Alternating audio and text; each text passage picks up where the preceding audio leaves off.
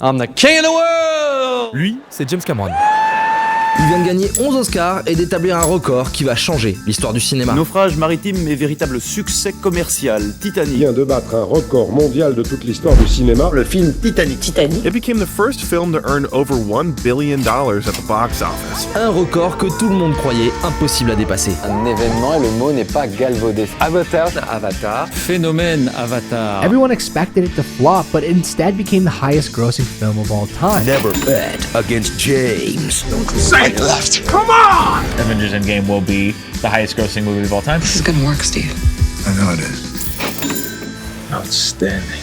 Avatar is back. Avatar est en passe une nouvelle fois de battre tous les records. This is all there! King of the world, baby. Avatar 2, La Voix de l'eau, 13 ans après son premier opus. Stop! Voilà, aujourd'hui, le box-office mondial des plus gros succès de tous les temps, il ressemble à ça. Et je trouve qu'il y a un truc étrange. Enfin, je sais pas, il suffit de le regarder 2 secondes. Tu trouves pas ça bizarre que selon ce classement, même si on s'en tient au top 10, le cinéma n'ait produit aucun énorme succès mondial avant 1997, comme si pendant presque un siècle, 2 millions de gens n'avaient rien vu. Alors qu'avant, les films restaient bien plus longtemps en salle.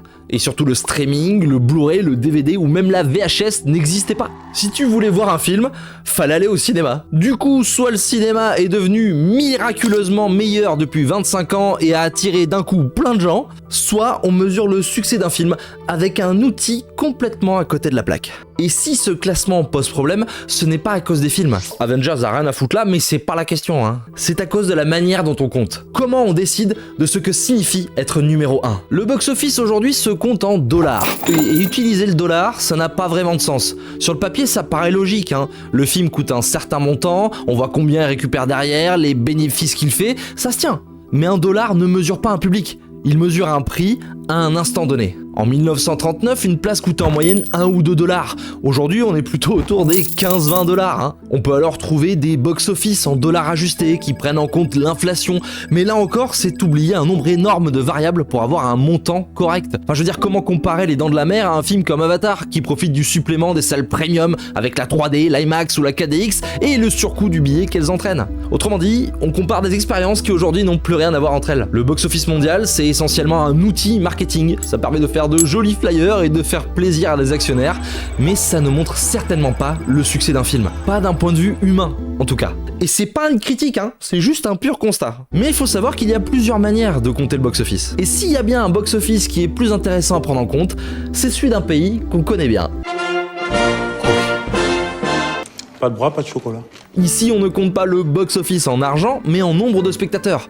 Et là, on commence à voir apparaître quelque chose que le box-office mondial cache complètement. On retrouve dans le top 10 des films qui vont de 1938 à 2011. Par contre, ça met en avant un autre problème. Forcément, sinon ce serait trop facile. On a parfois des succès qui sont, dirons-nous, très culturels, qui sont compliqués à utiliser quand on veut établir un box-office mondial. Non, le chien, pour les chiens, ils ont pas donné la béquille chez moi, puis il est parti avec. Des trucs pointus. C'était pas mauvais, c'était très mauvais. Voilà, exactement. Alors reprenons. Bonne nuit, les petits. Alors certes, on raconte une culture, mais difficile d'élargir ça au monde entier. Mais en tout cas, on approche de la vérité. Parce qu'en fait, la question n'est pas quel film a rapporté le plus, mais bien quel film a été vu par le plus de gens différents. Et là, du coup, j'ai un peu taffé, parce que la France n'est pas le seul pays à compter en entrée. Il y a aussi le Japon, l'Allemagne, l'Italie, l'Espagne. Et en les mettant en commun et en prenant en compte d'autres données trouvées ça et là sur internet, on peut réussir à déterminer un vrai box-office. Un top 10 des films les plus vus de l'histoire du cinéma. Le vrai box-office mondial, il ressemble à ça. En numéro 10, on retrouve Le Livre de la Jungle, ou n'importe quel Disney du premier âge d'or en vrai. Leur technique à l'époque, c'était vraiment de les rendre seulement disponibles au cinéma à intervalles réguliers pour les faire découvrir à de nouvelles générations. Donc forcément, on a un paquet de spectateurs uniques étalés sur 60 ans à peu près. En numéro 9, on retrouve Les 10 Commandements, film religieux, donc diffusion plus simple à travers le monde, et surtout énorme succès hors des États-Unis. À la 8ème place, on retrouve Les Dents de la Mer.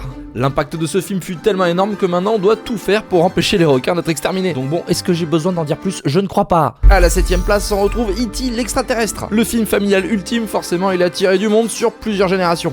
À la 6ème place, on retrouve le film le plus récent, Avatar. Le film a été un succès massif dans des pays comme la Chine ou l'Amérique du Sud, et surtout a été vu par des gens qui ne regardent jamais de SF. À la 5ème place, on retrouve Dr. Zhivago. Et je sais, tu t'attendais pas à le voir là, mais le film a eu un succès énorme en Europe de l'Est, et surtout a énormément circulé dans des zones très mal comptabilisées, ce qui fait qu'on le retrouve très peu dans les tops, mais c'est colossal en réalité.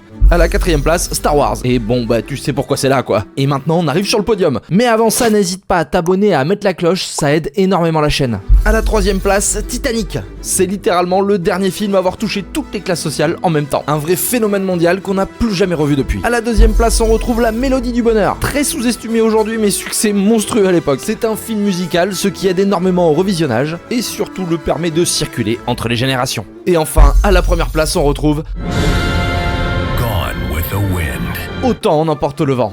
Probablement le film le plus vu par des humains sur un écran de cinéma. Un vrai phénomène générationnel exploité en salle sur plus de 50 ans. Il a été projeté pour des scolaires, pour des communautés, dans des zones rurales. Bref, c'est sans aucun doute le film le plus vu au monde. Voilà. Pas de Jurassic World ou de Avengers Endgame, navré. Mais des films très différents qui viennent de toutes les époques, même s'ils sont quand même essentiellement américains, on peut le signaler. Mais du coup, qu'est-ce qu'on fait de ça? Pourquoi ces films-là? Autant les plus anciens, ça peut s'expliquer par le fonctionnement du cinéma à l'époque. Beaucoup moins d'offres, des films qui restent des mois, voire des années à l'affiche, suivis derrière d'une exploitation vidéo et télévisuelle étalée sur plusieurs décennies. Mais même en prenant tout ça en compte, le nombre de gens qui ont vu ces films relève purement et simplement de l'anomalie. Laisse-moi t'expliquer ça autrement. En moyenne, les gens en France vont au cinéma 3 fois par an.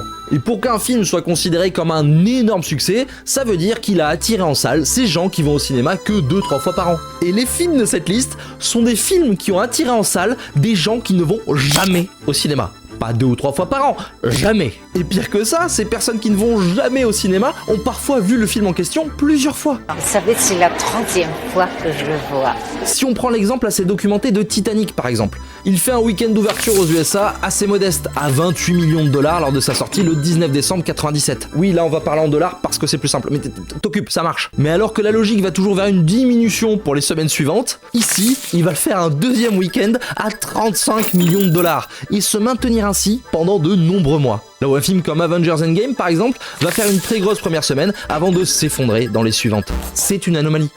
La marque d'un énorme bouche à oreille étalé sur plusieurs semaines et surtout sur plusieurs continents. Parce que j'ai pris l'exemple des États-Unis là, mais le box-office il évolue de la même manière partout dans le monde. Et quand on arrive à toucher autant de gens différents, de cultures différentes partout dans le monde, ça ne peut pas être dû au hasard. Ces films ont forcément en eux quelque chose qui attire les gens. Mais quoi? Alors le point commun qu'on va retrouver dans les films de cette liste, c'est souvent les retours critiques qu'on peut lire sur internet. Y a pas de scénario, le récit est beaucoup trop simple, c'est du déjà vu. Le film devient de plus en plus un objet de consommation de l'instant. D'abrutissement total. Et d'abrutissement total. Et on a un exemple de ça bien récent quand même. Mais simple ne veut pas dire simpliste. Et derrière leur apparente simplicité, ces récits cachent souvent une très grande complexité. Une volonté de faire un récit universel qui parle à tous les êtres humains, peu importe leur culture ou leur origine. Et cette volonté universaliste est souvent accueillie avec mépris par les critiques, comme si vouloir plaire au plus de monde possible était un défaut. Et quand on se force à l'analyse, une chose ressort souvent. Chacun des films de ce top peuvent être amenés à des récits mythologiques de manière plus ou moins directe. Que ce soit les 10 commandements ou E.T. qui évoquent ouvertement la Bible jusque dans leur affiche, Star Wars qui s'inspire du monomythe de Joseph Campbell, Titanic qui nous raconte l'effondrement d'un monde en prenant des archétypes mythologiques. Moi que je marche dans la vallée où rôde l'ombre de la mort, je n'éprouverai nulle crainte car il est avec moi. Tu veux pas marcher un peu plus vite dans ta foutue vallée? Quand on met de côté l'argent, les records, les classements, tout ce qu'il reste, ce sont des histoires. Des histoires qui à un moment précis ont réussi à faire la même chose partout dans le monde. Rassembler des gens qui n'avaient rien en commun dans une salle obscure pour leur faire ressentir les mêmes émotions. Et je vais pas prétendre comprendre pourquoi ces films-là fonctionnent mieux que d'autres, mais ce qu'on peut dire, c'est qu'ils ne sont pas devenus des succès par hasard. Ils ont touché quelque chose de fondamental, quelque chose de profondément humain, souvent inconscient. Et c'est pour ça que pour moi, les vrais plus grands succès du cinéma ne sont pas des records de box-office en dollars, ce sont des marqueurs temporels, des films qui nous disent comment le monde pensait, aimait, avait peur ou espérait à une époque donnée. Alors oubliez le box-office de marketeux, vraiment, retenez plutôt ces films-là et découvrez-les. Parce qu'ils n'ont pas seulement marqué l'histoire du cinéma, ils ont marqué l'histoire de l'humanité. All my films express thematically my perspective on existence. The most essential thing was to make a movie about love and about emotional ties between people of all races. I consciously recreate myths, motifs, and I wanted to use those motifs to deal with issues that existed today. Bon, par contre, certains films n'ont pas marqué l'histoire de l'humanité, mais ils ont parfois marqué l'histoire d'un studio de cinéma, comme Conjuring, qui a une histoire complètement dingue que je t'invite à découvrir en cliquant ici. À bientôt!